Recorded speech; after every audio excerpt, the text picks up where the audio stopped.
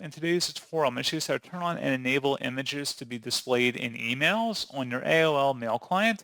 So if you'd rather just not have to ask every time before showing external images, and you'd rather just allow external images or images to load, in today's tutorial, I'm going to show you how. And without further ado, let's go ahead and jump straight into it.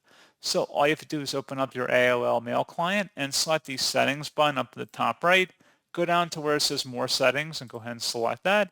On the left panel, select Viewing Email, and then in the center column here, just scroll down where it says Show Images and Messages.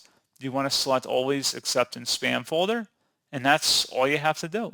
So pretty straightforward process, guys, and as always, thank you for watching. I do hope that was able to help you out, and I do look forward to catching you all in the next tutorial.